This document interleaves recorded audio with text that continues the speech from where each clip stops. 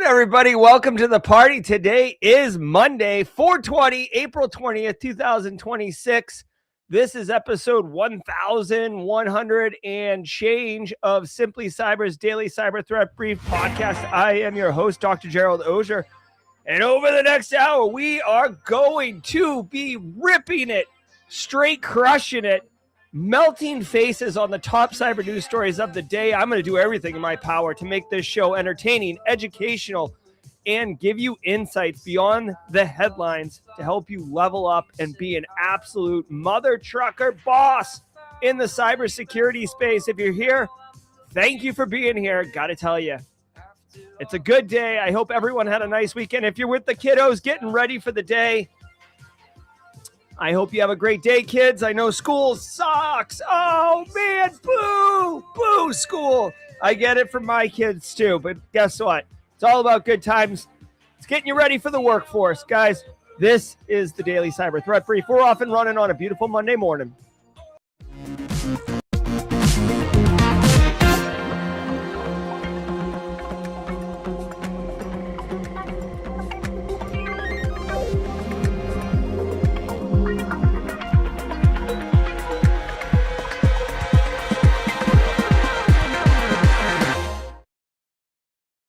All right, everybody. If you're feeling a little hungry, you're feeling like you want to stop at Krispy Kreme and grab a dozen, it's okay. It is April 20th, 2026. I do live in the great state of South Carolina, which is one of the few states that operates like it's 1975. So not so much in my area, but guys, got to say holla, holla, holla. Listen, if you're here for the first time, welcome to the party, pal. We have a good time here. We drink coffee. We talk news. We talk cyber news, and we chew bubblegum, and we're all out of bubblegum. You know what I'm saying? Thank you, Ric Flair. So, yeah, dude, listen, you can read the headlines. You can get an RSS feed. You can do it your own way, all you want. But what I am telling you is that I have 20-plus years of experience, deep passion for cybersecurity, and a lot of really, really intelligent, experienced professional friends in the chat, like James McQuiggan, Devin Grady, Cyber Natasha, Raynard Waits, and others. DJ B-Sex here, Jesse Johnson, Jenny Housley, Casually Joseph, Justin Gold, and more. So what we do is we give you all the insights. We pull back the curtains. There's no gatekeeping here. It's all about good times. So if you're into support, inclusion, and empowerment, get in here because you are part of the party. Hey, what's up, Dan Reardon, aka the Haircut Fish? If you're here for the first time, like Isaac Ahiri or Isaac Kahiri, say what's up in chat. Hey, Isaac, welcome to the party, pal. If you guys could help me, squad members, if your name is green on chat, that means you are a squad member, which means you have access to the emote tray, which means you can do the John McClane welcome to the party as well as I can. Welcome to the party, Isaac. Do like Isaac and say hashtag first timer in chat.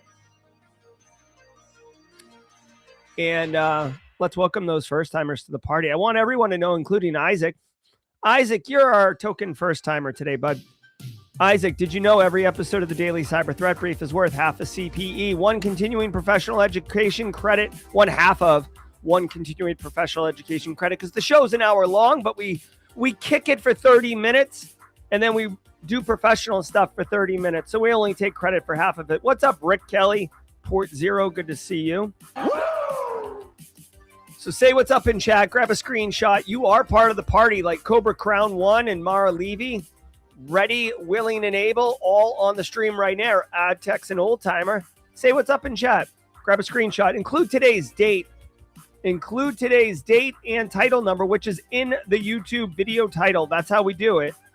Gary Sergiotis is in the house. Love myself some Gary Sergiotis, another long timer who's demonstrated all the right things. Julia Kratzer, welcome to the party. Heck yeah. Mike the Dragon, welcome to the party, first timer. Guys, we got first timers coming out of the woodworks. I love it. Mike the Dragon, Julia, and Isaac. Mike, Julia, and Isaac. Holla, holla, holla. Now, every single day of the week has a special segment. So, guys, at the mid-roll, we're going to recognize one member of the Simply Cyber community and give them a $100 Amazon gift card for being awesome. It's one of my favorite parts of the week, having an opportunity to share in the community. But all of this isn't possible without the stream sponsors, those who enable me to make this cup of coffee and bring the heat. Plus, guys, I got some big news. Catch me at the Cyber Career Hotline if we got a hot minute. I registered a new business yesterday. Oh, I'm making moves like a snake in the grass, roundabout, like Gangstar. Okay, or no, Freddie. That was oh my God, what's his name from the militia? Freddie Fox. Okay, guys, holler at Flare Cyber Threat Intelligence Platform. Unbelievable. If you want to figure out if your business has been compromised, if dark web threat actors are talking about you, if info stealers have gotten your creds of your endpoints, my guy, Cyber Threat Intelligence Platforms is where it's at. Flare is one of the best in the business. They go on the dark web. They go pull all that information so you don't have to get your fingers dirty. You don't have to scrub underneath your nails to get all that filth out. They do it for you and bring it back and make it very, very easy to access and find the things that are most relevant for you. Right now, if you go to simplycyber.io/flare. Did we just become best friends? Yep. Oh, Kai Cypher, go get you a jet fuel latte from Black Rifle Coffee 706. Heck yeah. Woo! Thank you. And coffee cup cheers to you, Kai Cypher. My guy. Oh, coffee slaps today. Go to simplycyber.io/flare. Oh, AA Witherspoon knows bumpy knuckles. What? I didn't have that on my bingo card this morning, AA Witherspoon. Oh, yeah, Freddie Fox, the militia. You don't make up a rule that I don't overturn. All right. Yeah, Flare, check it out. 2-week free trial, which is about a week and a half longer than you need to even see how valuable this is. I'm telling you right now, Flare Cyber Threat Intelligence Platform is awesome. You know who else is awesome? Anti-Siphon Training. They bring the heat when it comes to making high-end cybersecurity education accessible to everyone, regardless of financial position. And right now, if you want, today is April 20th. I've been talking about this all week last week. Guys, if you want to be a digital forensics incident responder, SOC analyst, blue teamer, and you want to stand out unbelievably in a job interview, go spend this 1 hour for free this Wednesday, 4/22, at noon Eastern time with Patterson Cake, investigating Unix flavor endpoints for IR. Now, that might sound incredibly niche, but listen to me, guys. Check it out. In a lot of environments, the Windows machines are like cows, and the Unix machines are the bulls, right? Like the Unix machines are the ones that are doing a lot of the heavy lifting in corporate environments. And I know Windows does the Active Directory and the domain controllers and all that stuff, but for real, Unix machines can do some heavy lifting. And if they get popped, you can't just be like, oh. So come figure out how to investigate Unix endpoints for IR and stand out in that job interview. I promise you it's going to be good. Go to anti-siphontraining.com. Remember, links in the description below for all of these. And it does support the channel if you go click on those links. Isaac, Julia, Mike the Dragon. These are the show sponsors. And it's awesome. Final sponsor slot. ThreatLocker. Dude, ThreatLocker's been bringing the heat for years. Love myself some ThreatLocker. Enterprise-grade application.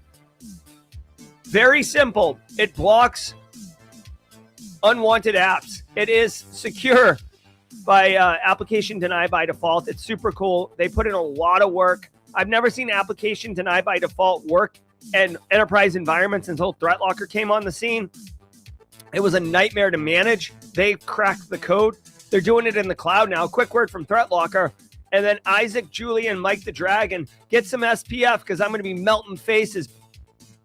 I want to give some love To the Daily Cyber Threat Brief sponsor, ThreatLocker. Do zero-day exploits and supply chain attacks keep you up at night? Well, worry no more. You can harden your security with ThreatLocker. Worldwide, companies like JetBlue trust ThreatLocker to secure their data and keep their business operations flying high. ThreatLocker takes a deny-by-default approach to cybersecurity and provides a full audit of every action allowed or blocked for risk management and compliance. Onboarding and operation is fully supported by their US-based Cyber Heroes support team. Get a free 30-day trial and learn more about how ThreatLocker can help prevent ransomware and ensure compliance. Visit threatlocker.com/dailycyber.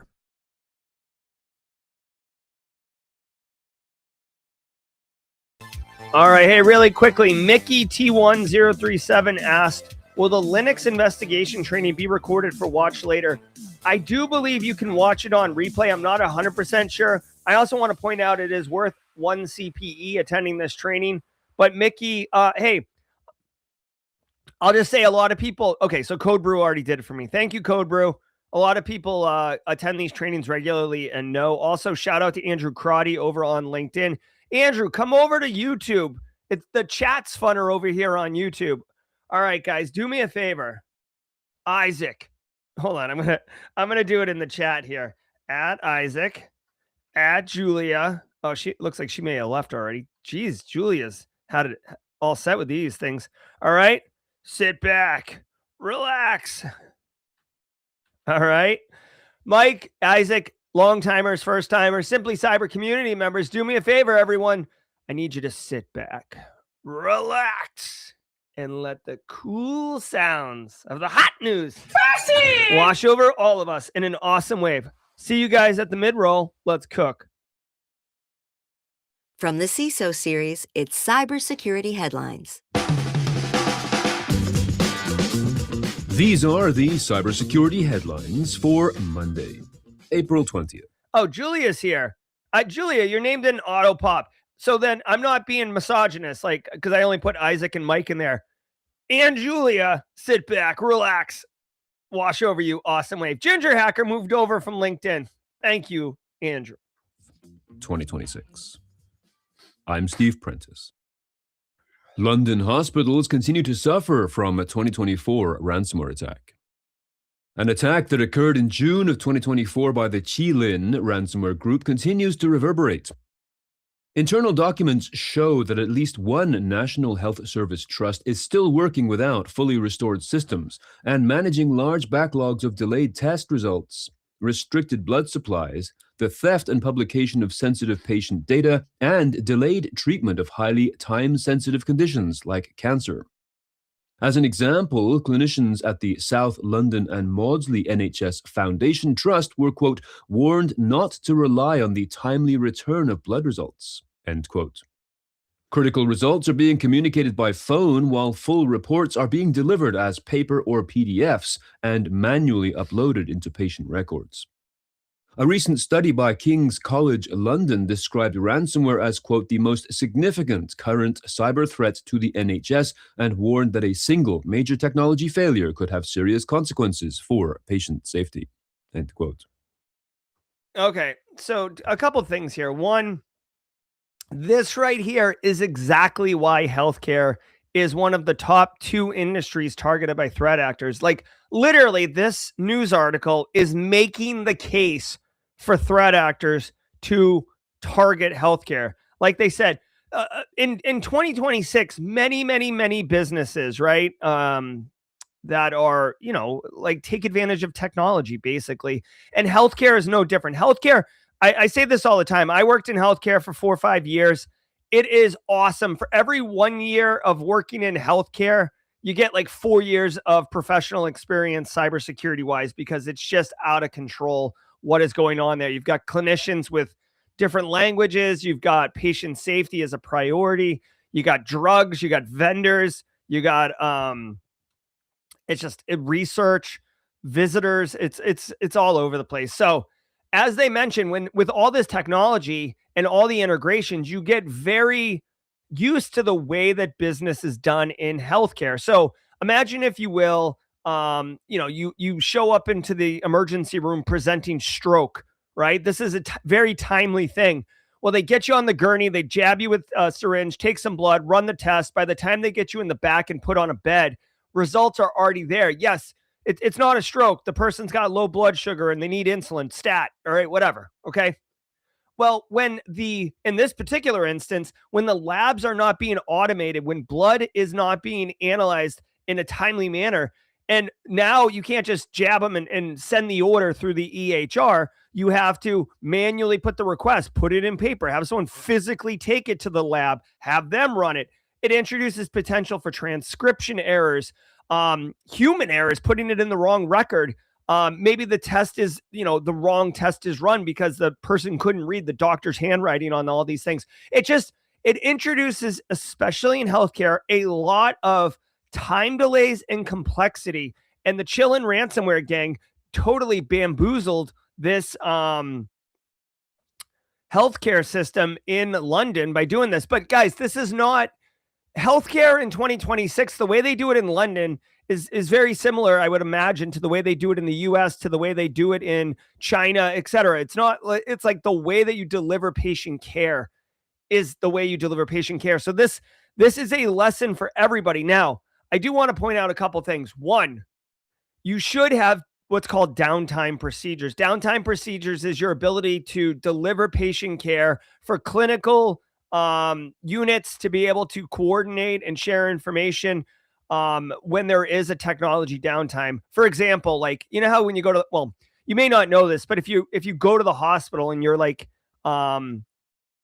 you're in the hospital, like the nurses unit will have like a board, like a digital board of like what patients are in what beds and last status and all these other things.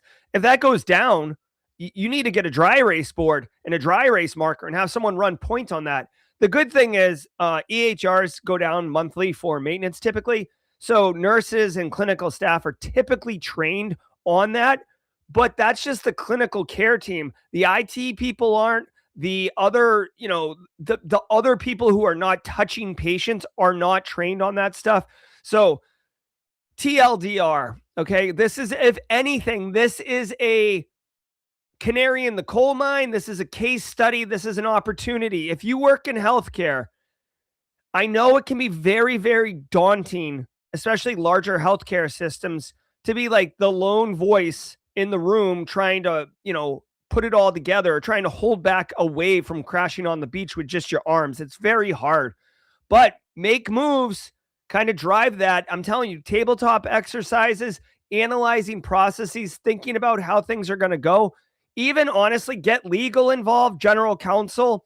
Hey, because general counsel is typically dealing with like malpractice lawsuits and shenanigans of clinical care operations and stuff. But guys, I got to tell you, if someone were to die because there was an error or blood results weren't timely or whatever, you could have a malpractice situation on your hand. I mean, gosh, there was even an example a couple years ago where a woman lost her baby during delivery.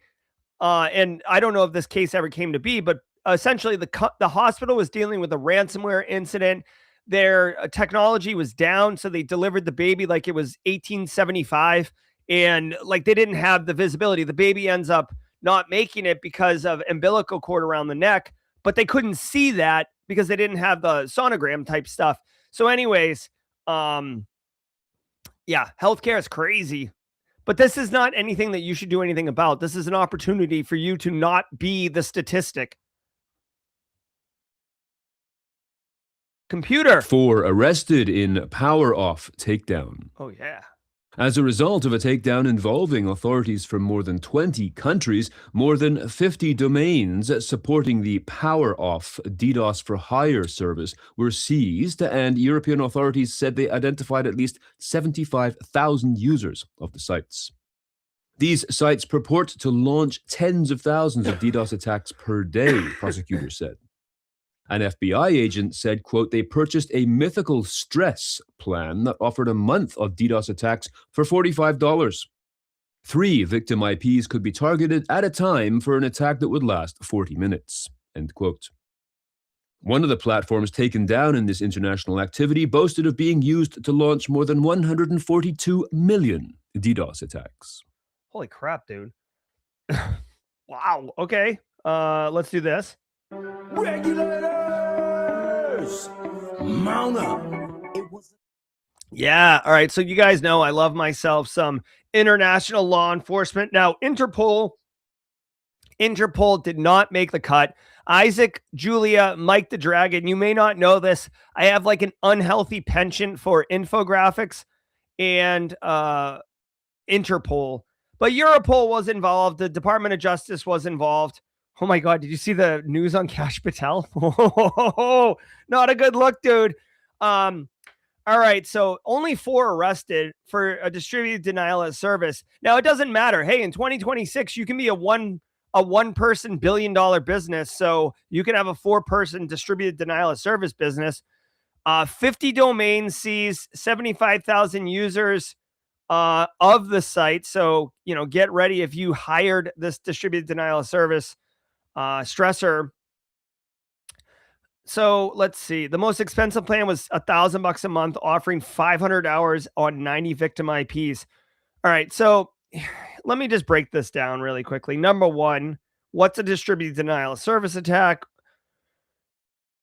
Okay. Really quick, I'm going to break all this down. A distributed denial of service attack is basically a really powerful denial of service attack, which is basically when you take a lot of network traffic and you point it at one particular IP or range of IPs. Because when you use distributed, it becomes much more powerful as well as difficult to mitigate. The easiest analogy that I always think of is imagine if you're I tell you to go touch you're in the street and I tell you to go touch the fire hydrant and you just walk up and touch the fire hydrant. Okay. Then I tell you to go back 15 feet and come touch the fire hydrant again. And I use one of those oversized, ridiculous wrenches that you would see on like an oil rig. And just I pull it up and then it's like this large blast of water coming out of the fire hydrant. And I say, touch the fire hydrant now. And you're just like, oh my God, you can't get to the fire hydrant because this water is blasting you back and holding you from touching the fire hydrant. That's essentially what a denial of service attack is. The water is network traffic and the fire hydrant is accessing the website. Okay. So why would you want to do this? Well, let's say that Casually Joseph has the Midnight Fan Club website. And actually, let me give you a real example. The Mirai botnet was a perfect example. There are Minecraft servers out there that people pay to play on, right? So if I have a Minecraft server that I charge $10 a month and it's okay, and Casually Joseph has a Minecraft server, actually Devin Grady, who is a Minecraft admin, has a Minecraft server and he charges $10 a month and his is significantly better. I don't have any customers because why would you use my Minecraft server if Devon's is awesome? So I hire for $1,000 this group right here to absolutely annihilate Devon's Minecraft server, which means everybody that wants to use Devon's server isn't going to be able to access it or their experience is going to suck. So then I'm like, hey guys, did you hear Devin Grady's Minecraft server is lame? Check out mine. Use the code in the link below for 5% off your first month. And all of a sudden I have a bunch of new customers because they've moved from Devon's to my server. So that is a business way of monetizing this denial of service attack. It's illegal. You can't just do that. Okay. Now, how could a business like this operate legally? Well, you could say, oh, hey, we do stressor services where we will attack your website like a pen tester and see if you can manage to continue business operations while the denial of service attack is underway. Because imagine for a second, you try to do a denial of service attack on Amazon.com or Netflix.com or Facebook. Good luck with that noise. It's not going to happen, right? Because they have the ability. But it would be nice for them to test if they could sustain that type of attack. So a stressor service is that, which is no different than like Kairos Security being a pen tester service. Tyler gets to act like a criminal, but he's not actually a criminal. He just dresses like one. Oh. All right, so law enforcement shut these guys down. Let's go. I will say if you do have an online presence, if you have a website that depends on being accessible, like for example, Simply Cyber Academy, my online school, is hosted at Teachable. I give Teachable money every month, a lot of money every month for them to host my school. And if there was a denial of service attack on it, I would be pissed. I would take my money and go somewhere else. So they are incentivized to make sure that they don't suffer downtime from a denial of service attack. So that's what that is. Law enforcement, you're my BFF. Let's go. Microsoft Teams right-click paste broken by Edge update bug. Edge stinks. Microsoft is warning of a recent Microsoft Edge browser update that has introduced a bug that breaks that right-click paste feature in chats in the Microsoft Teams desktop client. An advisory published on April 14th says users can still copy and paste content using keyboard shortcuts. The bug is a result of a recent browser update that, quote, introduced a code regression in Microsoft Edge, which Microsoft Teams uses for certain functionality, end quote. All right, so Microsoft Teams right-click paste broken by Edge, whatever. I don't like Edge. I don't like Teams. Like anytime Edge pops, I'm like, oh. I was trying to print out something this weekend, and like my new laptop, I forgot that the PDF default viewer is Edge. I had to take a shower afterwards. Gross. All right, so Microsoft Teams, many of you are required to use it. It is a policy here at Simply Cyber that Teams is banned. I'm joking. I do have to use it occasionally. But anyways, here's the deal. This patch came out on the 14th. Very timely news, everybody. Almost a week ago, this happened. So I don't know if I would qualify this as quote unquote news.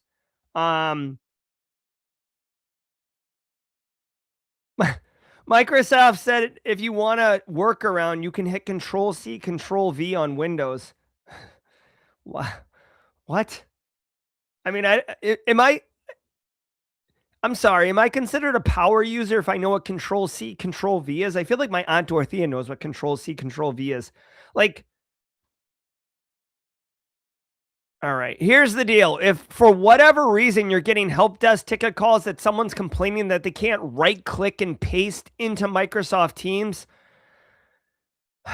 tell them to hit Control-V and then hang up on them, close the Jira ticket, maybe power cycle the television. I don't know. Here's the deal. I will just tell you this and then move on.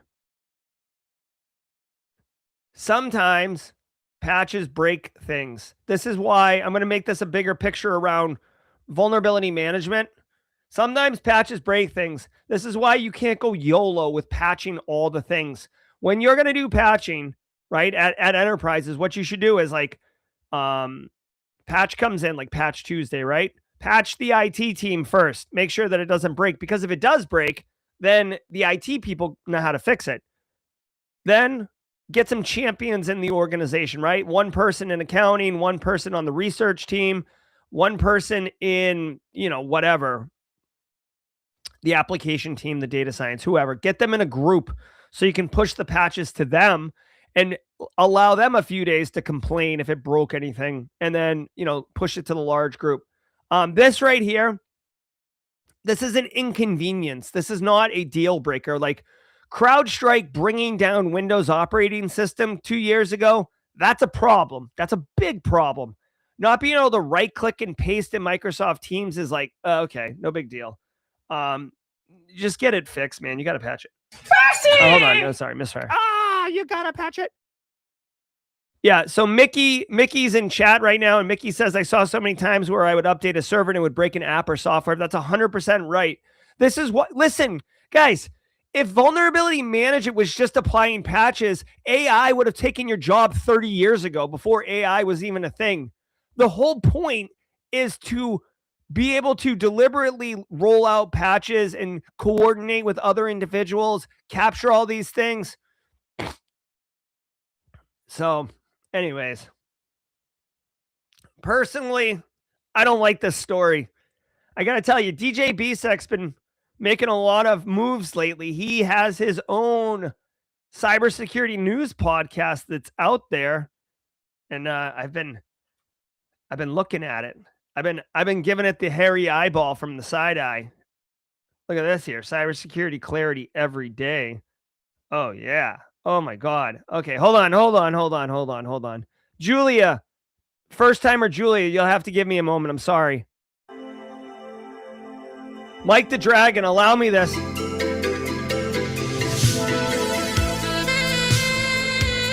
Wow. Okay. DJ BSEC, you minx, be still my heart. Okay. So anyways, TLDR, whatever, patch your things. Simple. Patch all your things. Just do it in a deliberate, smart way. Microsoft Defender Red Sun 0 Day. A researcher going by the name of Chaotic Eclipse has published a proof of concept exploit for a second Microsoft Defender 0 Day, dubbed Red Sun as one word. This exploit is for a local privilege escalation flaw that grants system privileges in Windows 10, Windows 11, and Windows Server on the latest April Patch Tuesday patches, when Windows Defender is enabled. The researcher stated, quote, when Windows Defender realizes that a malicious file has a cloud tag, the antivirus that it's supposed to protect decides that it is a good idea to just rewrite the file it found again to its original location, end quote. This proof of concept has been independently confirmed by Will Dorman, Principal Vulnerability Analyst at Taros, THARROS. All right. Wow. So this is an interesting issue. So the TLDR here is there is a Microsoft Windows vulnerability with a proof of concept exploit, which means that you can use it to pop, calculator or whatever. It is the step. It's the step right before it gets weaponized for malicious use. It exploits Microsoft Defender by disabling it, or it uses Microsoft Defender. Here's the thing. Microsoft Defender is an anti-malware solution, but because of that, it has the capability to write to disk. Unfortunately or fortunately, anti-malware EDR solutions are usually given very high permissions because they need to be able to kill things. And this right here is weaponizing Microsoft Defender to literally write a file to disk that would grant system privileges. Now, the threat actor, the security researcher demonstrated this. The proof of concept makes it unmistakable, right? Here's the deal. I can message Microsoft and say, hey, you got a vulnerability that's pretty nasty here, and explain it. And they're like, sure. It's another thing when you do a proof of concept and then exploit it and show them it's exploited. This particular instance, I guess, has something to do with the Cloud Files API, where it'll write to the System32 directory, which is where all the Windows operating system binaries are.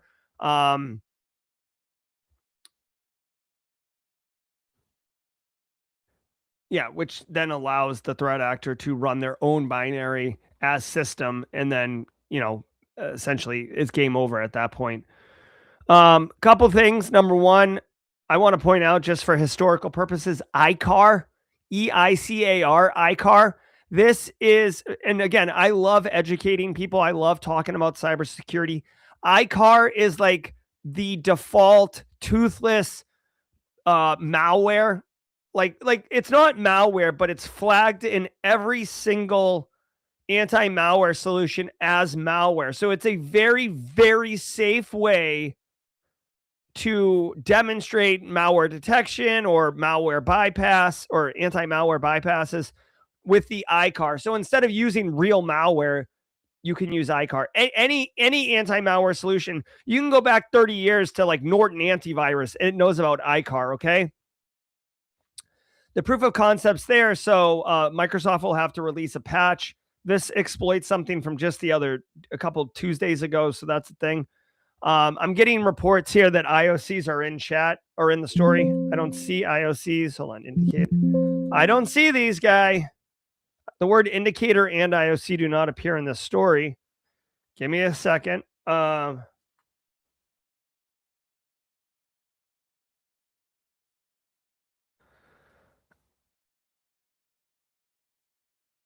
Oh my God. This is gross. The researcher says that they published both zero-day proof of concepts in protest to how Microsoft works with cyber researchers who disclose vulnerabilities. So listen to me real quickly. When you find a vulnerability, there is something called responsible disclosure. Responsible disclosure is where you tell the vendor or the software developer prior to going public. Because when you release a proof of concept, what you're really doing is making a cradle for a threat actor to weaponize, to exploit this vulnerability and attack individuals. So that's irresponsible disclosure. This guy right here, this is crazy. Microsoft, who's supposed to be security first, doesn't sound like it, because this is the researcher. He says, quote, normally I would go through the process of begging them to fix a bug, but to summarize, I was told personally by Microsoft that they will ruin my life, and they did. And I'm not sure if I was the only one who had this horrible experience, or a few people did, but I think most would just eat it and cut their losses. But for me, they took away everything. They mopped the floor with me, pulled every childish game. It was so bad at some point, I was wondering if I was dealing with a massive corporation or someone who was just having fun seeing me suffer. Wow. Microsoft responded. Microsoft has customer commitment to investigate reported security issues.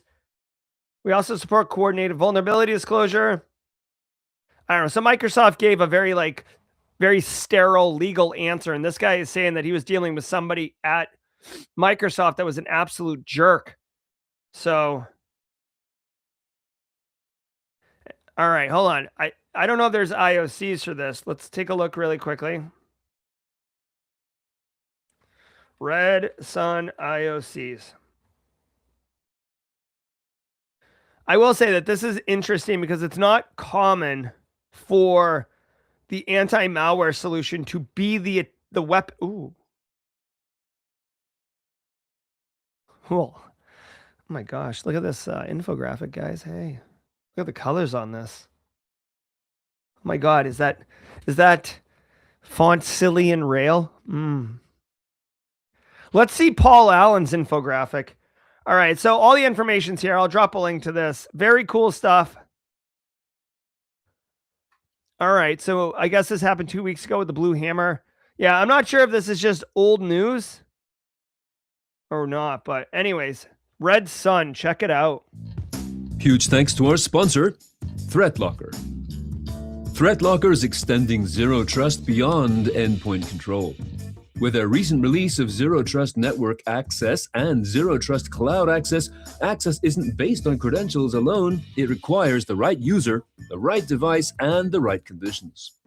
Because as we've seen in recent large-scale CRM breaches, stolen credentials and misconfigurations can expose massive amounts of data.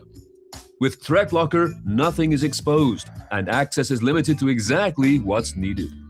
Learn more and start your free trial today at threatlocker.com/CISO. All right. Let's do this. Sure, this will blow out the copyright. I mean, I'm thinking because it's 420, what would be a good kids, it's just all about fun. Bring the news to you every single day. ThreatLocker, Anti-Siphon, Flare, thank you so very much, as always. Guys, I got to tell you, every single day of the week has a special segment, and Mondays is Simply Cyber Community Member of the Week every single Monday. We've been doing this for years. We have the receipts. Dan Reardon's been managing it. Thank you, Dan Reardon, over the years. And basically, I get to give this individual the recognition that they deserve, as well as a $100 Amazon gift card.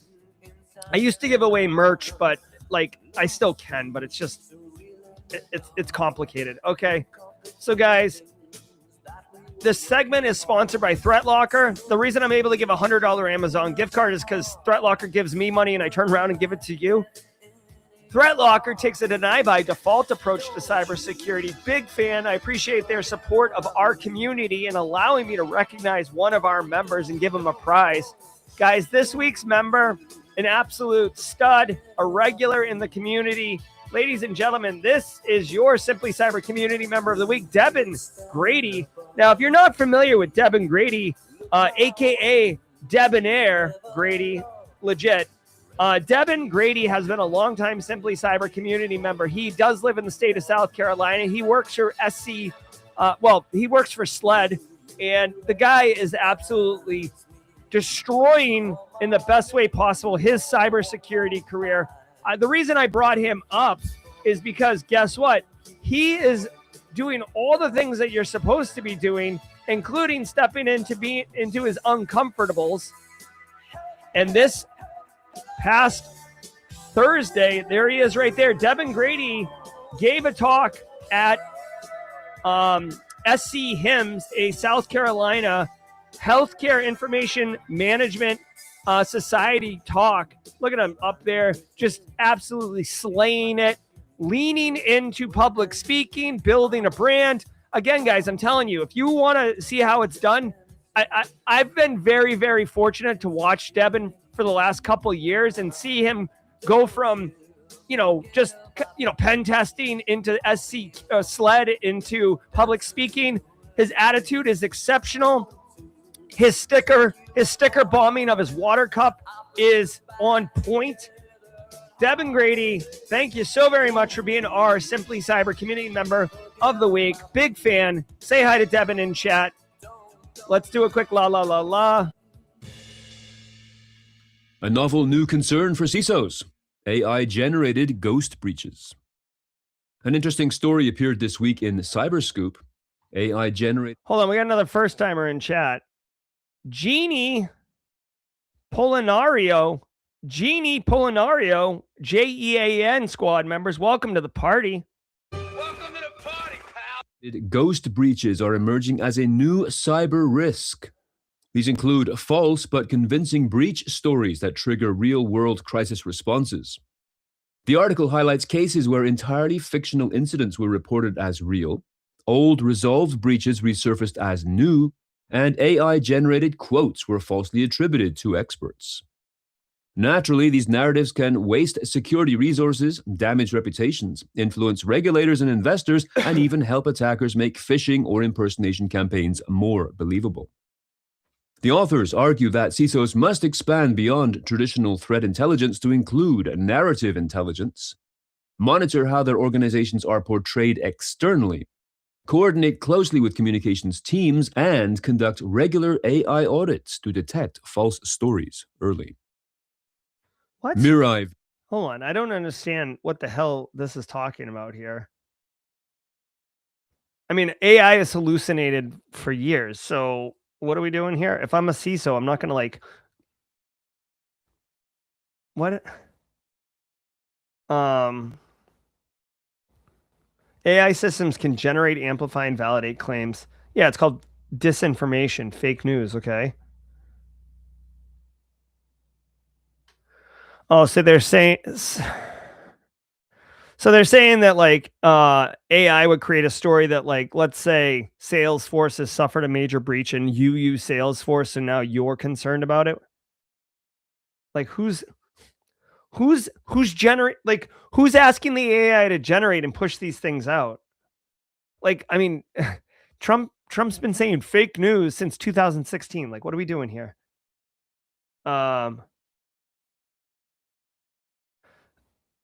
They need to monitor for indicators of narrative.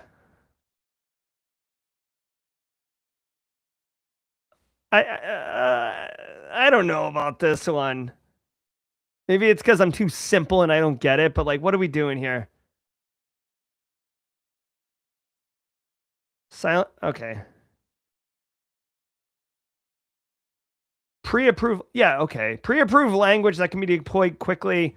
Sure. I mean, you should be doing this anyway. Guys, all right. Hold on one second.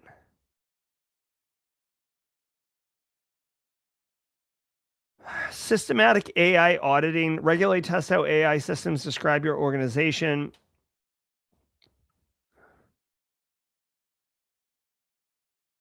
Okay.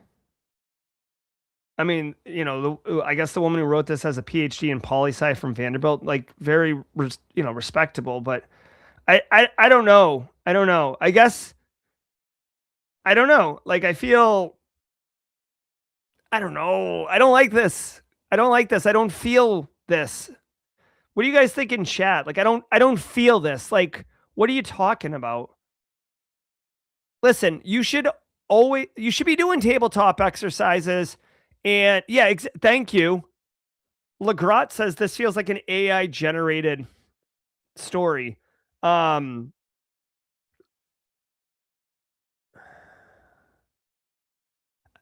Listen, on the surface, I can use AI to whip up a fictitious story. Yes, of course. Like you can use AI to write a novel, right? Okay. Tom Clancy books aren't real. Die Hard 7 or whatever, the one that was all AI that had Justin Long in it, that was fictitious. Like the idea of using AI to create a false narrative is like not new. I don't know anyone who's waking up and reading the why would a news outlet run a story without fact checking it? You know what I'm saying? Like AI is just going to dump out a story and then like Reuters is going to run it. And then I'm going to wake up and find out that my company is embroiled in a cyber incident when I'm on the inside as the CISO and I'm finding out because of the news. Like that. I just don't, I'm trying in every way to be open-minded and see the perspective that this story is trying to push, but I don't. I'm calling shenanigans on this one. Whatever. Go for it. I'll just continue to do cybersecurity the way that I came up doing cybersecurity. The only thing I can point out is the one sentence in this whole story that I do agree with is yeah, okay, so two things.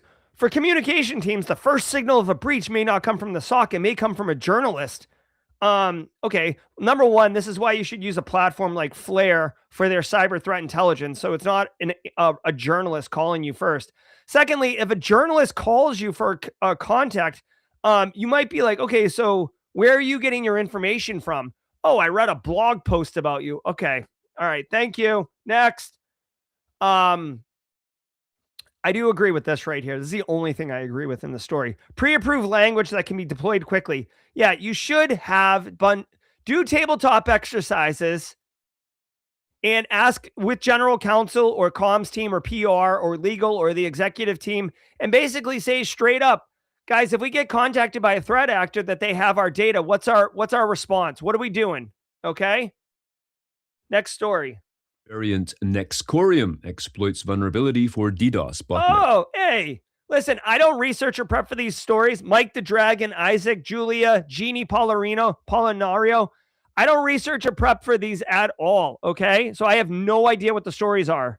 Ain't nobody got time for that. But I do want to tell you, I mentioned Mirai botnet earlier during the DDoS, and me and Devin Grady going head-to-head on Minecraft servers. Look, Mirai's in the news. According to researchers at Fortinet FortiGuard Labs and Palo Alto Networks Unit 42, this activity involves the exploitation of security flaws in TBK DVR recording devices and end-of-life TP-Link Wi-Fi routers to deploy Mirai botnet variants on compromised devices. The CVE-numbered vulnerability has a CVSS score of 6.3, and the Mirai variant in question is called Nexcorium. Security researcher Vincent Lee commented that IoT devices are increasingly prime targets for large-scale attacks due to their widespread use, lack of patching, and often weak security settings, which of course can lead to DDoS attacks. Oh my God. Okay. Oh my God. I want to... It like makes me want to like rip, like just like punch a hole in the wall. All right, guys, listen. All right, so check it out. Mirai variant, it is taking over all sorts of devices on the internet and compromising them. and basically integrating them into a distributed denial of service botnet.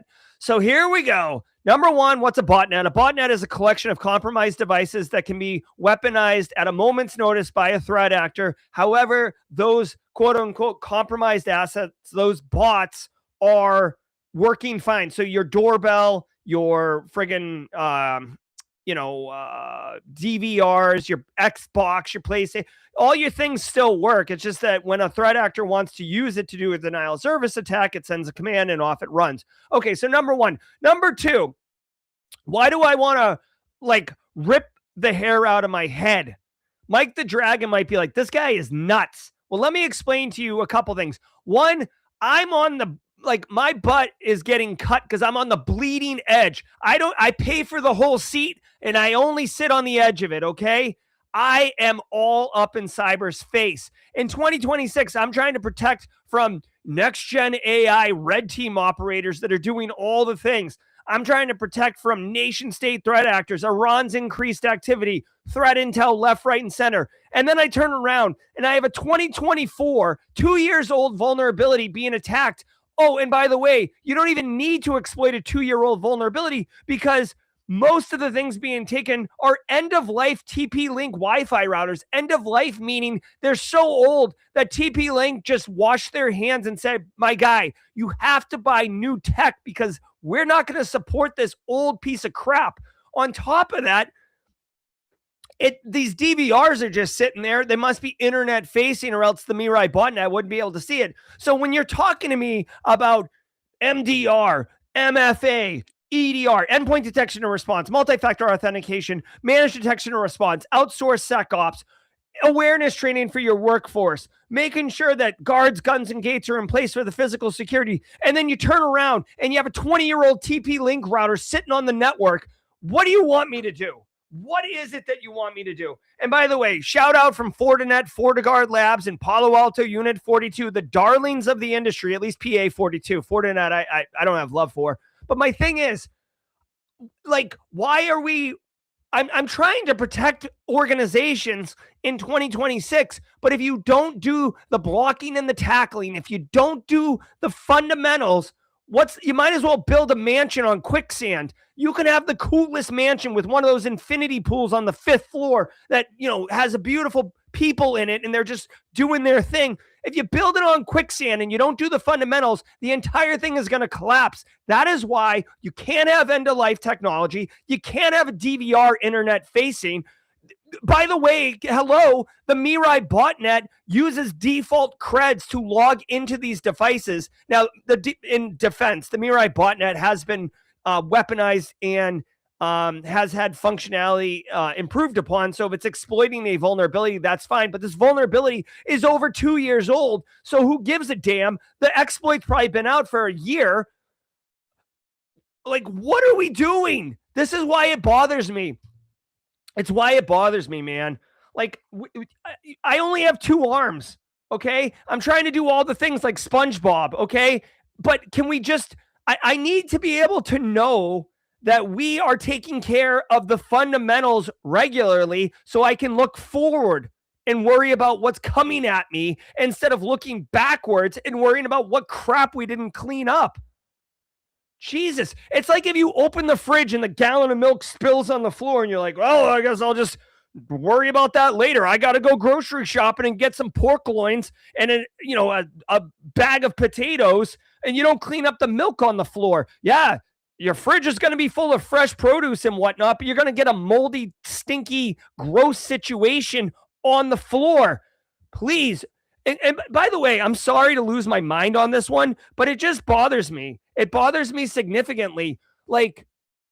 This is why cybersecurity isn't for everyone. And I don't mean to gate this. I'm not saying anyone who is in chat listening to me right now or on replay or on Apple Podcasts, Spotify, or whatever can't work in cybersecurity. What you need to understand is that there's no days off. It's hard work. It's demanding. And some of us thrive on that. And some of us are like, Jesus, I did not sign up for this. But this is what I'm talking about. You have to show up every day. You can't have a 2-year-old vulnerability cracking around that is easy to compromise or run end-of-life technology. Dude, it's a TP-Link Wi-Fi router. Spend the $100 and get a new one. Jesus. Dutch Navy frigate location outed by Bluetooth tracker. As reported by Dutch regional broadcaster Omroep Gelderland, the broadcaster was able to track a Dutch air defense frigate that was deployed to help protect France's aircraft carrier Charles de Gaulle against missile threats. This was done by, quote, mailing a Bluetooth tracker concealed in a postcard to the ship, end quote. They were able to do this through a policy of the Dutch Ministry of Defense, which allows mail and packages to be sent to soldiers and sailors in the Dutch armed forces. The report says the tracker remained active for about 24 hours before being discovered and disabled during mail sorting. The ministry is reportedly changing its mail policies in response. There you go. Brilliant, brilliant piece of work here. So here's the TLDR really quick on this one. We're in World War. I mean, there are lots of global conflicts going around the planet right now. Okay. And operational security, right? Like, there's Marines in the Strait of Hormuz, and there was some hot activity this weekend out there, right? And if, Russia's moving, ships up into the Baltic and everything like that, you want operational security. And, for $1 million, we can fly a spy plane over Russia, right? Like the US government can fly these spy planes, these Stratcom things, et cetera, right? And that's really great. But why not just send a postcard with an Apple, tag inside of it? And yeah, they'll eventually find it and throw it away. But for the 1 or 2 days before they find it, you can track where the boat is and give it pretty close to a pinpoint accurate on where it is. Now imagine doing this at scale where you mail many of these postcards to several of the boats and you basically get instant visibility. It's like playing Battleship with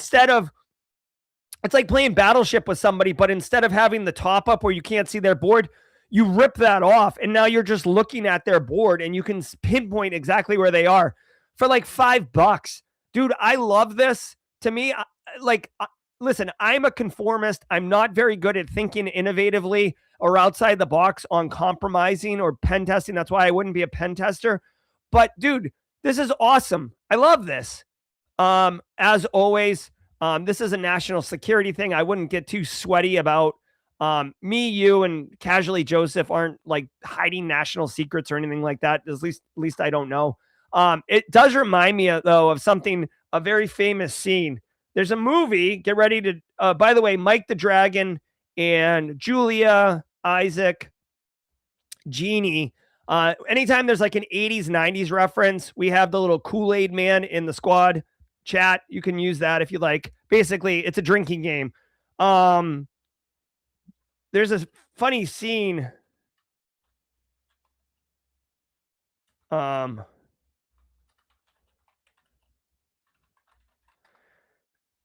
a funny scene in the movie Daryl. Oh, it's not going to show up. There's a movie called Daryl, and it's basically the first ever this kid right here. It's an acronym for Data Analysis Robot Youth Lifeform. This kid was supposed to be an AI and written by the government. He gets like released or whatever. There's a really funny scene in it where he takes a B-1 bomber. He steals one, not a B-1 bomber. The planes that look like platypuses, U.S. military jet, flat platypus looking thing. You got, what's that thing called? I don't even know what it's called. Whatever, one of these things. Anyways, oh yeah, look at this. Jesus criminy. All right, anyways, he steals one of those things. It's like a multi-million-dollar plane, and he takes a piece of bubble gum and he puts it on the camera, and they're like, oh my God, multi-million-dollar technology, and it's been compromised by like a 45-cent stick of gum. Same thing here. Anyways, check out Daryl. It's a good one. SR71, thank you. Yes, sir. It's a funny scene. I don't know why. I don't know why I can't Google it right now. I feel like I should be able to Google everything. Yeah, look at this plane, dude. This plane was like peak U.S. Air Force dominance. Look at this plane. This plane is sick. I want to play this plane on like Battlefield 6 or something. Like, this thing is awesome. Dude, look how hot that is. Oh my God.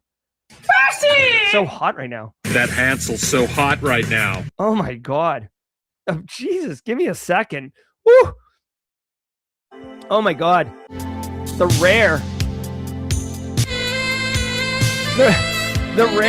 rare saxophone for a non-infographic. I think that might be the first time in show history. Oh my God, that plane is so sick. Love it, love it, love it. Tinder and Zoom offer a Hold on, did I have an actual valuable insight for you guys on this one? Oh yeah. Yeah, just be mindful, guys. National security, this is a great way to compromise it. It's a cool, if you are a pen tester, this is a cool little thing to do from a physical security perspective. I'm getting a report right now from DJ BSEC that the SR-71 Blackbird can do Mach 5 at 90,000 feet. Holy crap, dude. Woo! Wow. Oh my God. Can you imagine being rich enough to just have one of those and be like, you guys want to go?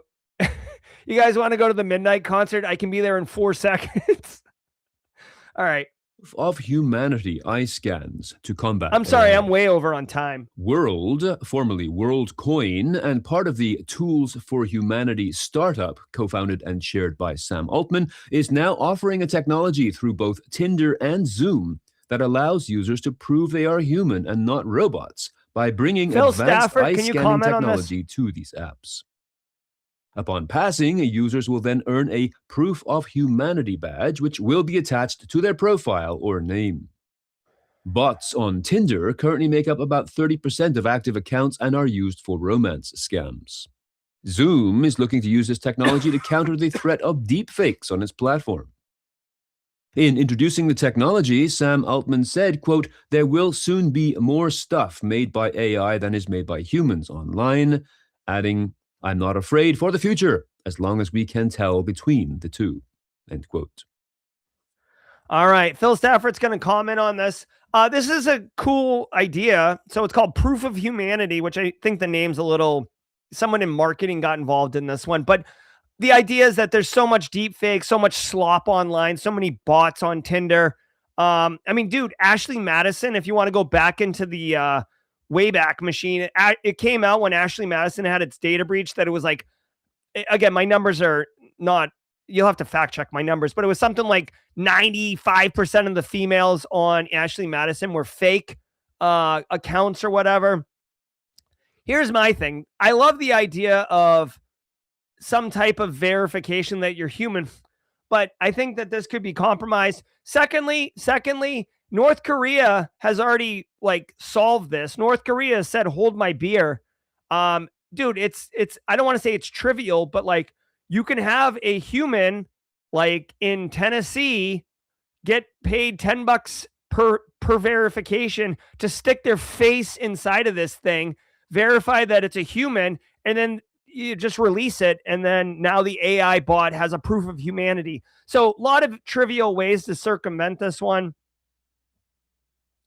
So anyway, the only reason I know Ashley Madison is because of the security breach, not because I'm a user.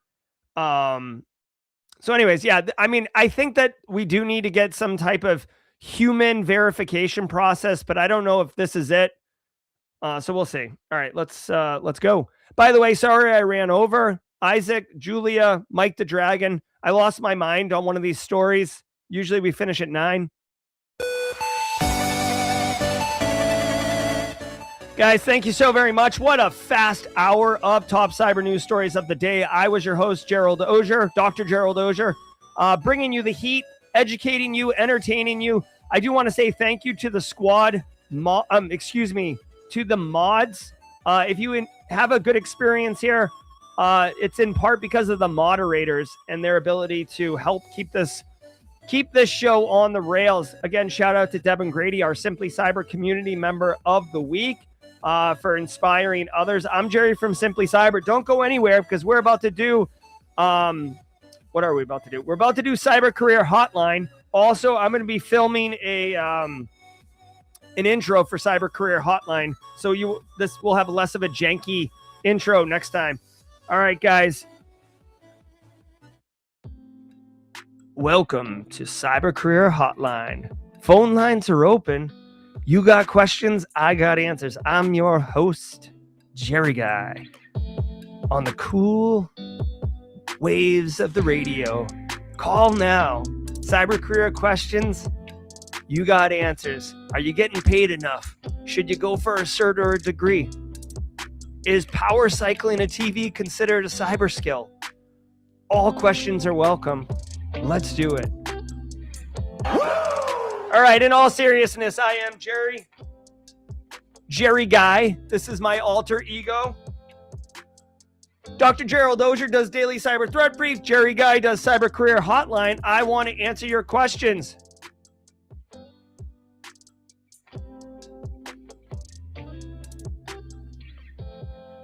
All right, you put a question in chat with a Q, and I will answer it.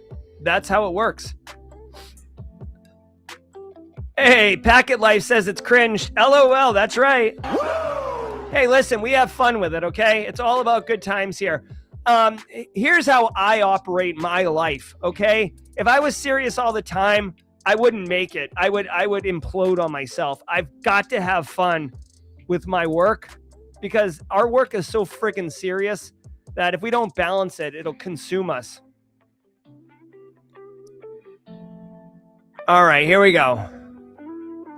Looking at chat. If you got a chat, put a question in with a Q. All right. Devin Grady's got to go to work. That makes sense. That checks out. Devin, let everybody know that you are the Simply Cyber Community Member of the Week, you boss. Cyber Riskwitch, what up? Happy Monday to you too. Isaac saying, what a session. Isaac, one of our first timers. Isaac, let us know what you think in chat. Julia, let us know. Mike the Dragon, if you're still here, holler at us. All right, let's have a question in chat, yo. Jerry Guy, cringe nerd. All right. The Trucking Cyber Guy says, love this. Is that Ben? Is Ben the Trucking Cyber Guy? I mean, no. Am I getting paid enough? And will I ever know? LOL. Yeah, I don't know, Bruise and Hacks. You know, it's annoying, at least in the United States. Leadership treats it like it's taboo to talk about your salary, but the only way to know if you're getting hosed is by talking about your salary. We do have a problem. Again, at least in the United States, I don't know if this is global or not. For the ladies in chat, usually women get paid less to do the same job, which absolutely blows my mind. Kai Cypher says, any good resources for ISSEP study and maybe even boot camp? Seems like quality ISEP prep material is lacking. I do not have good training for that. For those who don't know, the ISSEP is like a, I guess a more senior double click into CISSP. So CISSP, the, industry gold standard for, you've made it as a cyber professional, has 3 additional designations that you can go deeper. One is management, one is architect, one is engineer. Kai Cypher is asking about the engineering one. I literally in my career, I only know one person who's ever taken any of those, and it was the MP one. And that guy was like, he got fired from my team essentially because he didn't know what he was doing. So I don't have any ISSEP studying materials. I don't know of any boot camps, Kai Cypher. I would recommend whenever I was studying for certs, I know it costs a little bit more, but I'm always a fan of getting the materials directly from the certification body because I know definitively that the material is going to align completely with the test material. And at the end of the day, you're studying to take a test, right? To pass an exam. So I would look for ISC2's stuff. All right. Question from Carrie. I work from home. I want to get something to use my A+ or Sec+ that I recertified that I can also still work and then go to work at school. Oh, is work from home still out there? Yeah, tons of people are still doing work from home. I mean,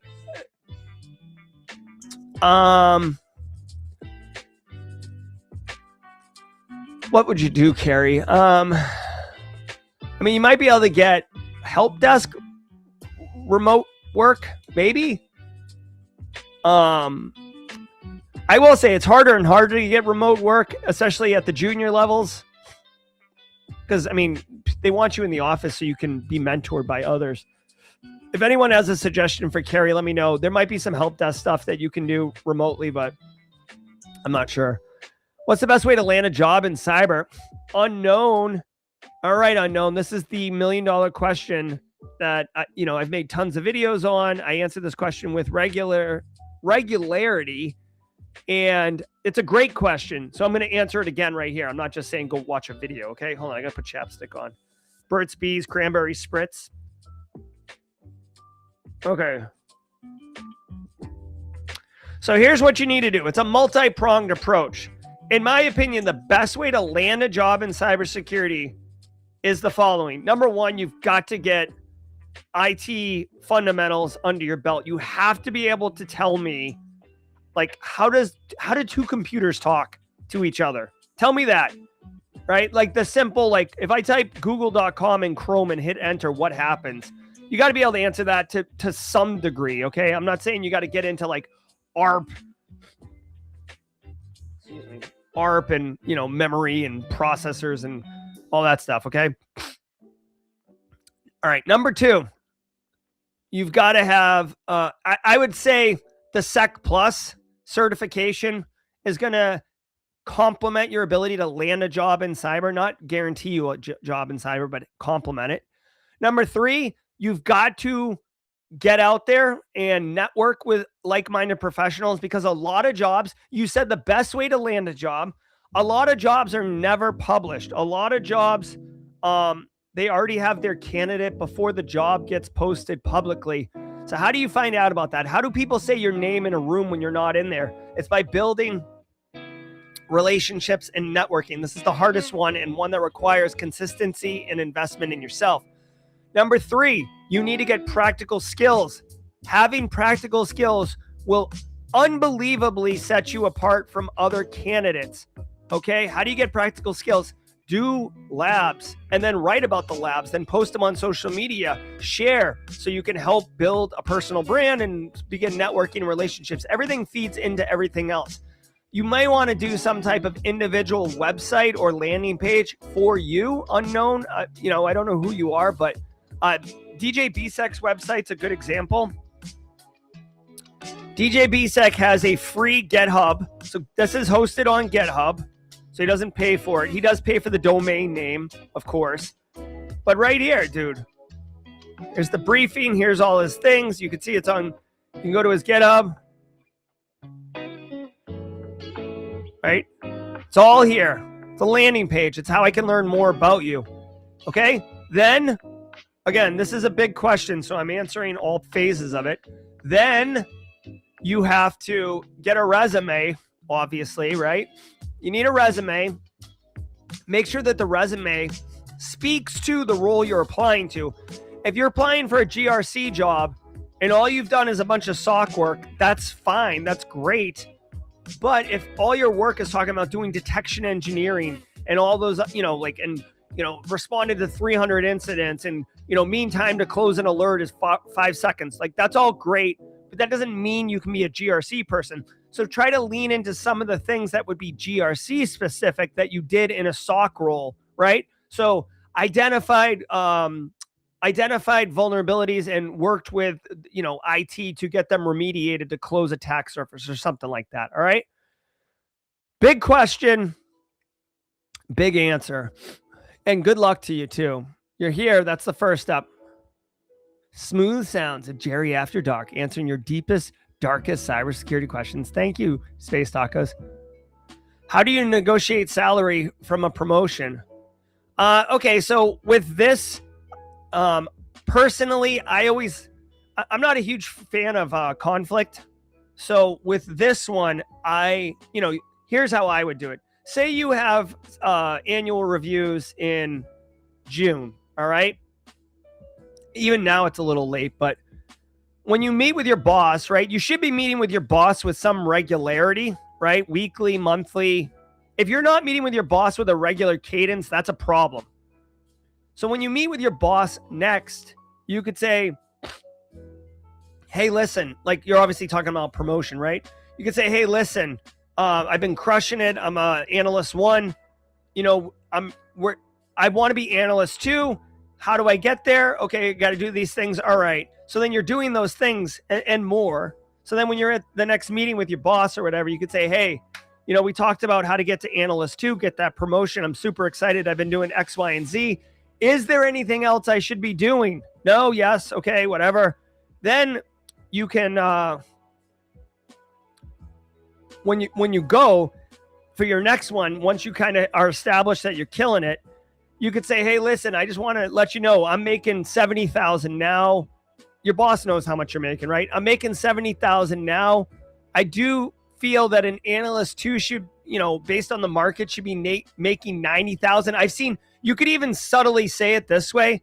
I've seen other open positions, you know, like at other companies that are paying around 90 to 95,000. So when I get promoted, you know, I'd really like my salary to adjust to the market. Is that possible? Right? Do not put it like, you shouldn't even say, is it possible? You should say, how do we get my salary to 90, 95,000? Listen, this is going to get into psychology and human dynamics, but don't ask the boss, your boss, a yes or no question. Can I get 95,000? Yes or no? You have to make it more open-ended to give them an ability to save face and be able to have an out. Chances are your direct boss, like again, I'm making a lot of assumptions here, but chances are your direct boss does not have budget approval, right? So like if you want $20,000 more, 10% more, they can't say yes or no, but they can go fight for you. They can go make the request for you, and that's what you want to do. Now, here's the deal. When you're going from like analyst 1 to analyst 2 and you're already doing the work, you know, if they're like, oh, we want to promote you to analyst 2, we're going to give you a $5,000 pay raise or whatever, and you wanted like $20,000 pay raise, now you got a question where you're like, are you going to turn down the promotion? I mean, you could be upset, and you could say, hey, listen, you know, the analyst 2 and the markets are getting 90 to 95,000, and you guys are just paying me 75,000. Is that right? You know, is there anything we can do with that? And, you know, they could say, I can go ask for more or whatever, or they could say, no, that's all we can do. And you're like, okay, but now Cyber Shinigami, you can go to market as an analyst too. Like, take the promotion, even if you're pissed about the salary, take the promotion, because now you can market yourself as an analyst too, and you can show progression on the career ladder to external employers who are like, oh, this person works hard.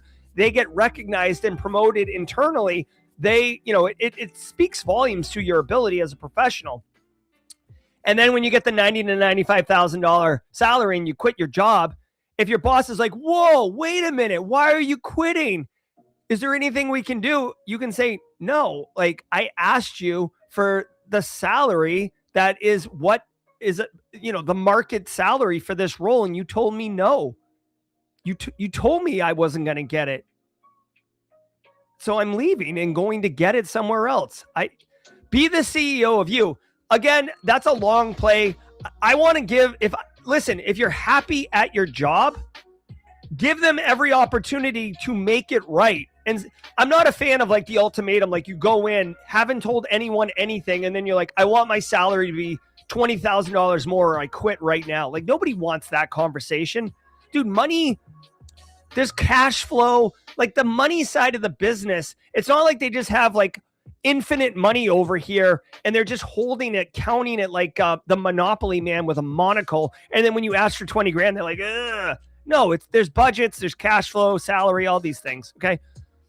Julia, one of our new people, says, I have a help desk interview tomorrow. Any advice? What's the process and questions they will ask? This is a my God. This is a great question. If I can figure it out, Julia, I will actually make a series of videos around that. So here's what you should expect for question. First of all, congratulations on getting the job interview.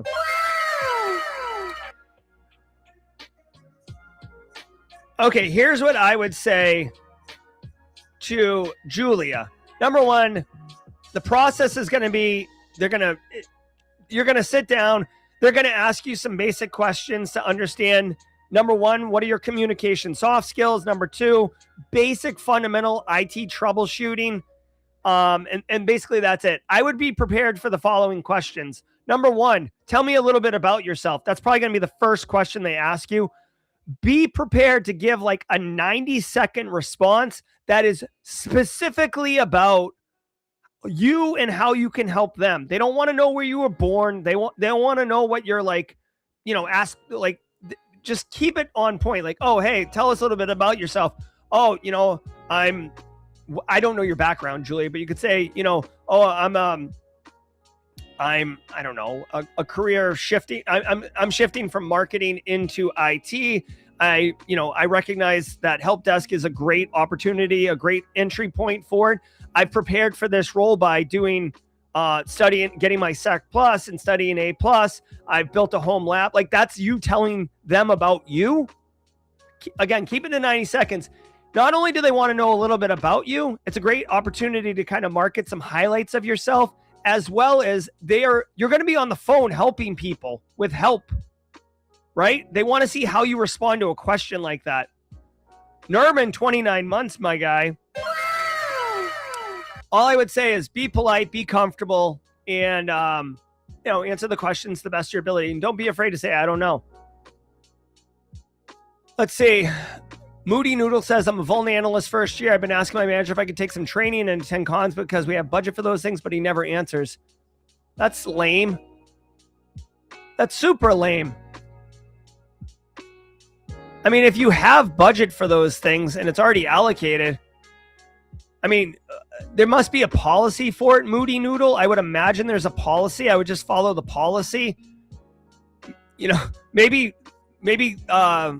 move forward and just say like try like a smaller one, like a B-side, something that's low money, and say, hey, I'm going to go to this, according to the policy and the budget, I'm going to go to this conference and expense it. Do you want to go with me?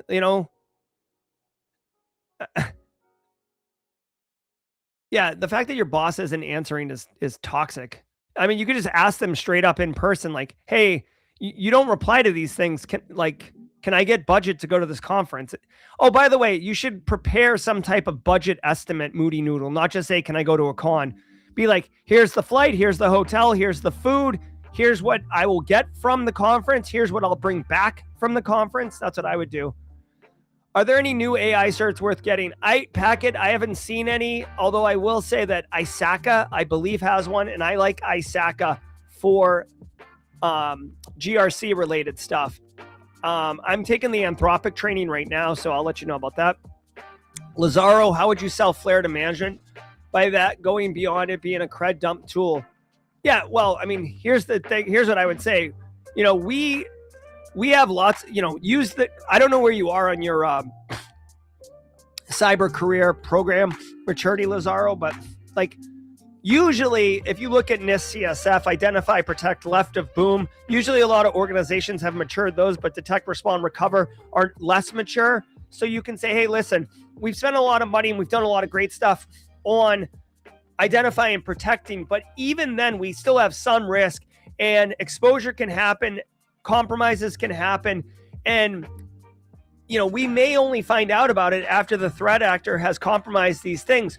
So one awesome opportunity is through threat intelligence. And by the way, there's definitely a NIST control around this. Let me see. NIST control 853 threat intelligence.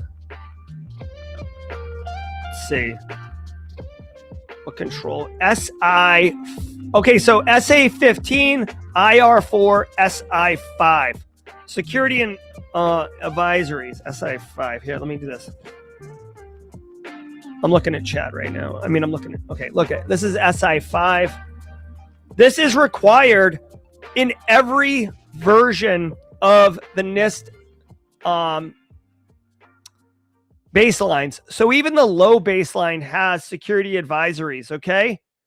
So this is a standard in any maturing cyber practice, okay? And to be compliant. Receive security alerts, advisories, and directives. So you could say, hey, listen, we can go right to the source.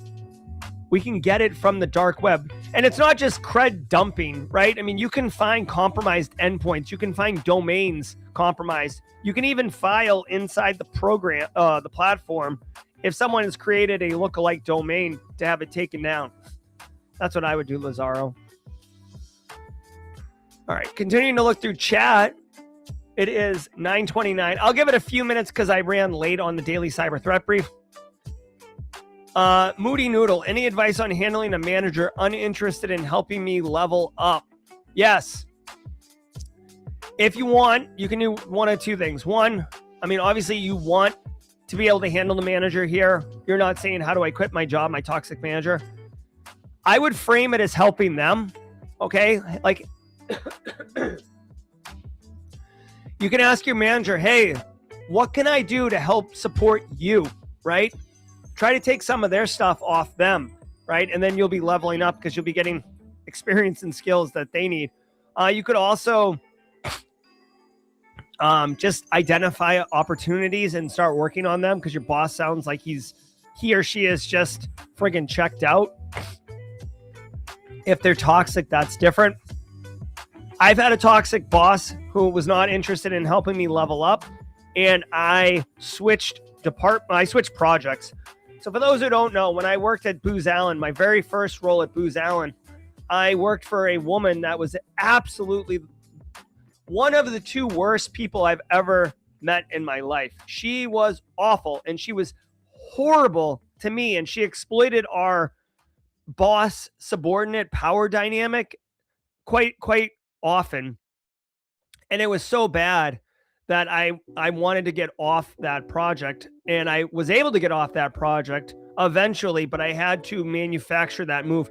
And I want to just let you know how toxic this woman was. She was so toxic that when I found another project or another department, right, and I got all the approvals, and that is when I made her aware that I was going to be switching projects, she stepped in and intervened and made it so I couldn't switch projects. That's how unbelievable this person was. Made my life hell for another 6 months, and then I pushed and was able, thank God, another opportunity opened up. But sometimes it's just, you got to cut bait. Hopefully it works out for you, Moody Noodle. I'm going to go to 9:35. Let me make sure I'm not missing an appointment. I am not.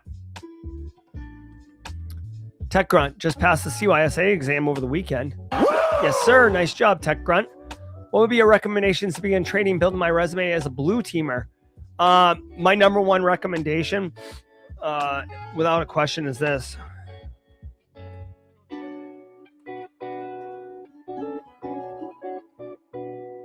Hold on. I'm pulling it up.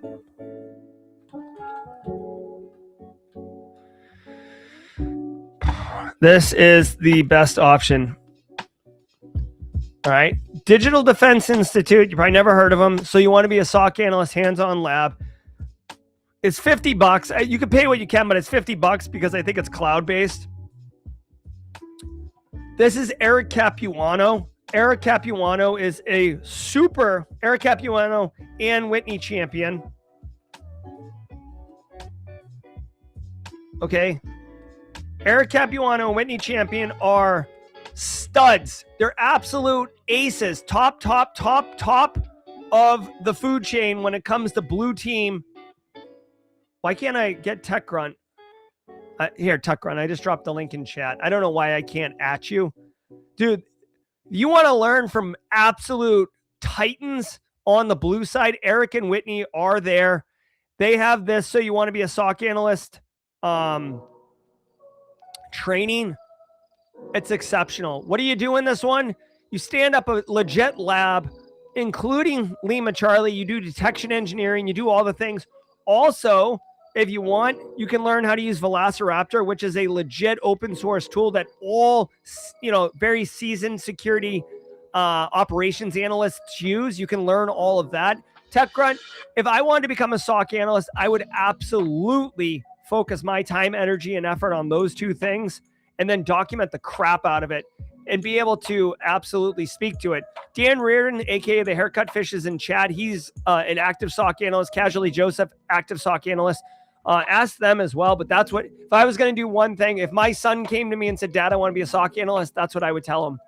I mean, obviously, I'm making assumptions, Tech Grunt, that you got your CYSA plus. So like a lot of the foundational stuff you already know. A couple more minutes here. Oka says, on my journey trying to break in, I'm quite passionate. I appreciate the series. I created a website to tell my story. Where would that go on my resume?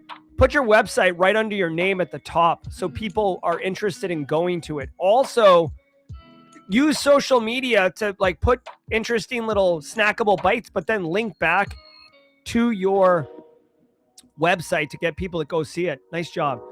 DC says, I got my Sec Plus completed boot camp. Goal is to change careers. Coming from a hospitality customer service background. I mean, GRC, you can leverage that hospitality customer service because the GRC people do talk to the business quite a bit. It is a skill. I mean, obviously you can work in any function of cybersecurity, social engineering on the pen testing side. You could do, depends what you want to do, but you can lean into that. As far as, you know, suggestions, if you're going to leverage your hospitality and customer service, definitely highlight your soft skills on your resume. Obviously quantifiable things. And all the things I said earlier, right? Website, personal branding, social media, networking. Isaac, first timer. For someone breaking into GRC from outside the US or EU is the single highest leveraging thing in your What's the single highest leverage thing to have in your portfolio to get a hiring manager to take a chance on you? I would say, honestly, Isaac, you have to, if you can demonstrate and show that you understand like NIST cybersecurity framework or controls or awareness training or vCISO work or analyzing budgets or tool evaluation or AI governance or what, like pick something and then lean into it as being awesome and establish yourself as that person. That's going to be single high leverage because you're not going to put on your website or social medias or anything that you're not in the US or EU, Isaac. You're just pointing out that you are a subject matter expert. You're a professional. You deliver insights on GRC. You're killing it. You're crushing it. And then when they talk to you, that's when you can say, oh, I actually live in Djibouti or I live in Mongolia or wherever. Like, is that a problem? You know what I mean? You basically want to get to the point where they already are kind of wanting to have conversations with you before that comes out, right? Malware training pointing out that a lot of jobs are not posted. First one there. To CompTIA rebrand Sec Plus is SecX. I don't even know. Can someone comment on that? They may have. I don't know what they're up to over there. All right, so now we're at time. I'm going to speed round the lightning round. Lightning. Here we go. All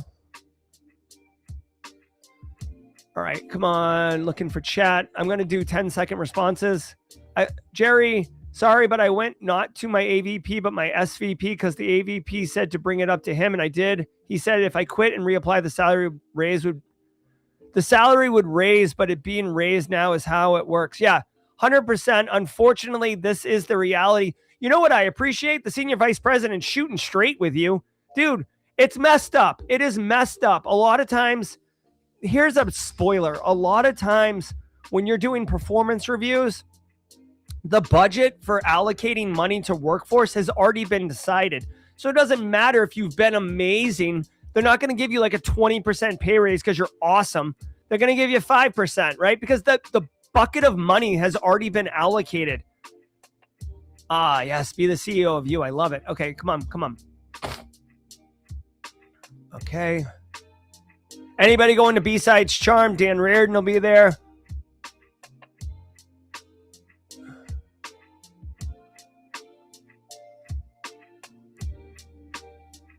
All right. Continuing to look through chat. Ralphie says he sucks at taking tests. Any study tips? I mean, just brain dump it. That's what I would recommend. I mean, I always just take for any cert, I take the practice exam once, see where, how I score. Then I find the areas on the exam, the domains I'm weak at. I focus on studying those. And then I wait until I get a 90 on a practice test. Then I go sit for it. Very simple. Rinse and repeat for me. All right. 2 classes left to my bachelor's. Nice job. Got an interview at a hospital from a mutual friend. Any advice on how to crush it? Oh, yeah. Striving to learn. Hell yeah. So, dude, check this out. Definitely listen. I'm going to say I hope you say these things in this job interview. I hope you're still here. Say these things. It's going to help you stand out. Point out that you understand that in healthcare, it is a very dynamic environment with a lot of conflicting demands. Number one, patient safety takes priority. Make sure you say that. They're going to understand that you understand how healthcare operations work. Number two, clinical care teams speak a different language, and they are a main user of all the tech in the environment, but it is important to understand that they have their own language, and understanding healthcare operations is critical. Number three, be aware that biomedical devices are all over your network and typically have a lot of people, vendors remoting into them, which introduces risk, as well as you can't patch those things. A lot of times you can't patch them because they're certified systems doing things and they just want to leave them alone. You can't run a vulnerability scanner against them. Be aware of that. There is a health ISAC, information sharing and analysis center, that you can get threat intelligence feeds from. Be mindful of that. You can ask them about that. Patch management, I mentioned earlier, you can't just patch all the things, especially in a healthcare environment. You could talk to them about, if it's GRC, you could talk to them about you're being open to going to speak to different groups about specific things. So like I can go talk to the finance office about business email compromise, but I can also go talk to a clinical unit in the pediatrics wing about, whatever, like some type of HIPAA related thing or whatever. Just all those things. I'm sorry to just dump all that on you, but yeah, no, you're in a great position. If you say those things as an entry level candidate, you are going to absolutely melt all of their faces. Believe me, you're going to stand out exceptionally over the other candidates. All right, we are caught up. I want to say thank you all who were here today. Thank you all so very much. I hope you enjoyed the show. Where is my this has been Cyber Career Hotline. Phone lines were open after dark. Guys, thank you so very much. I'm Jerry from Simply Cyber. Nobody asked me, so I didn't have a chance to tell you the big news about this new business I started. But I guess maybe we could talk about it on Wednesday. Guys, have a great day. And until next time, stay secure.